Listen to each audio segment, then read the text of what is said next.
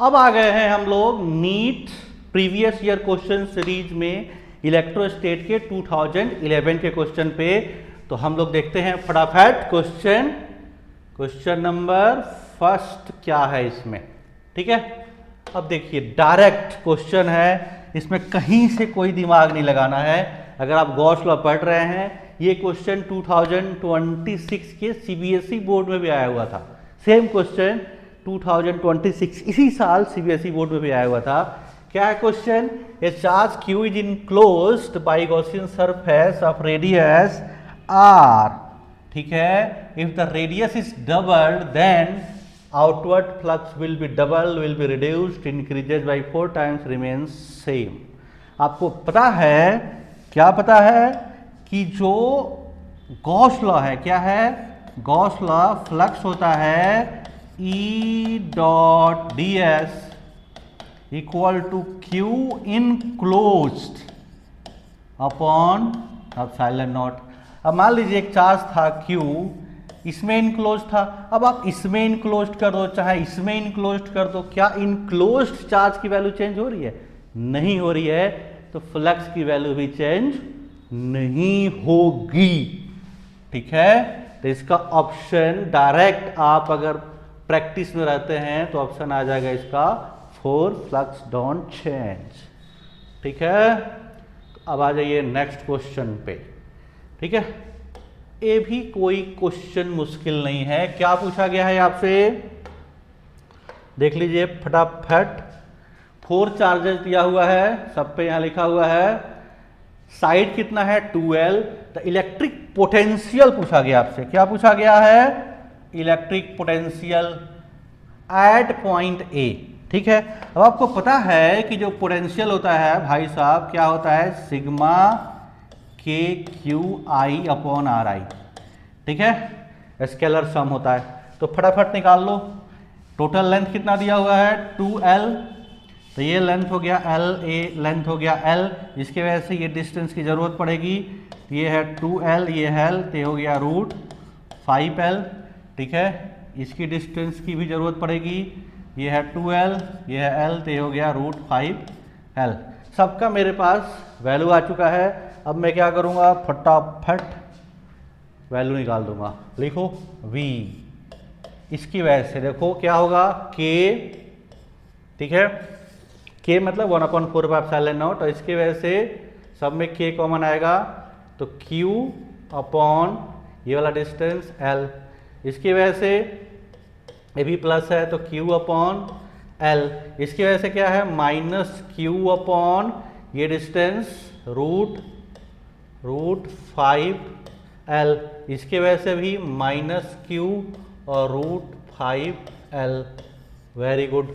अब यहाँ रख दो वैल्यू। K की वैल्यू होती है 1/4πε0 Q अपॉन L। सब में कॉमन आ गया देखो, तो यहाँ क्या है 2 टाइम्स है, तो 2 आ गया, और यहाँ पर भी 2 आ गया अपॉन रूट 5 आ गया, 2 भी कॉमन आ जाएगा। तो यहाँ से V की वैल्यू आ जाएगी 1/4πε0 2Q अपॉन L, और यहाँ से आ गया 1 - 1/√5। देख लीजिए कौन सा ऑप्शन है, ऑप्शन नंबर 4 यही दिख रहा है। देखो 1/4πε0 2 की वैल्यू। ठीक है, तो ये आपका ऑप्शन हो गया। आसान सा क्वेश्चन था, कुछ भी इसमें आपको दिमाग लगाने की जरूरत नहीं थी। ठीक है, आ जाइए नेक्स्ट क्वेश्चन पे। क्या है क्वेश्चन? अभी पिछले साल वाले क्वेश्चन भी हमने किया था। क्या पूछा गया है आपसे? Energy stored in A condenser. क्या पूछा गया आपसे sir? Energy stored in condenser. और फिर से किसमें पूछा गया है? देख लीजिए E के टर्म में पूछा गया है। तो बार बार बोल रहा हूं, एनर्जी डेंसिटी होती है ½ε0 E², और एनर्जी डेंसिटी क्या होती है? Total energy upon volume. Volume हो जाता है A और D। अगर ये आपका ये है, ये D है, तो इसका जो वॉल्यूम होगा A × D हो जाएगा। तो टोटल एनर्जी हो जाएगी क्या? ½ ε0 E² A × D। ठीक है, कौन सा ऑप्शन हो गया देखो फटाफट ऑप्शन नंबर ए। कुछ भी इसमें दिमाग लगाने की जरूरत था ही नहीं, डायरेक्ट अगर आप प्रैक्टिस में है तो ये वाले रिजल्ट आपको याद रहता है। ठीक है, चलिए आ जाइए अब नेक्स्ट क्वेश्चन पे। इसमें भी क्या है, आपसे क्या पूछा गया है, वर्क डन पूछा गया है। कहां से कहां जाने के लिए, work done in taking charge Q from D to E. मतलब यहां का आप क्या करिए, पोटेंशियल एनर्जी निकाल लीजिए डी पे, फिर पोटेंशियल एनर्जी निकाल लीजिए ई पे। ठीक है, और चेंज इन पोटेंशियल एनर्जी क्या हो जाएगा, डेल्टा डब्लू अपॉन किस चार्ज को ले जा रहे हो, क्यू। ठीक है, अब एक चीज ध्यान दीजिए, क्या कहा गया है, 3 चार्जेस, सब पे चार्ज कितना है, क्यू क्यू क्यू, सब पे क्यू चार्ज है। ठीक है, और जो कहा गया है BC, मतलब ये वाला डिस्टेंस A दिया गया है, दूसरे कलर से लिखता हूं, क्या कहा गया, ये वाला डिस्टेंस A दिया गया है, ये डिस्टेंस A दिया गया है। ठीक है, अब देखो ये डिस्टेंस की जरूरत पड़ेगी हमें, ये डिस्टेंस कितना हो गया 2A, और ये A, ये डिस्टेंस क्या हो गया √5A। ठीक है, अब इस पॉइंट पे पहले निकालो D पे, पोटेंशियल एट D, तो किसकी वजह से निकालोगे, इसकी वजह से, तो इसकी वजह से क्या हो गया KQ अपॉन A। ठीक है, इसकी वजह से निकालोगे इस पॉइंट पे तो क्या हो जाएगा KQ अपॉन ये डिस्टेंस A, और इसकी वजह से निकालोगे तो डिस्टेंस क्या है √5A है, तो इसकी वजह से हो जाएगा प्लस KQ अपॉन √5A।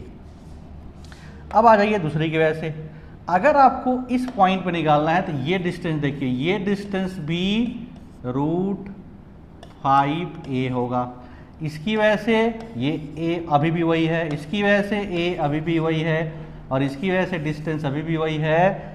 तो क्या मैं डायरेक्ट बोल सकता हूँ कि potential at E will be equal to potential at D, तो डेल्टा V की वैल्यू क्या हो गई 0, तो इसमें रखोगे तो डेल्टा W की वैल्यू क्या आ गई Q इंटू डेल्टा V 0 है तो ये वैल्यू क्या आ गई 0।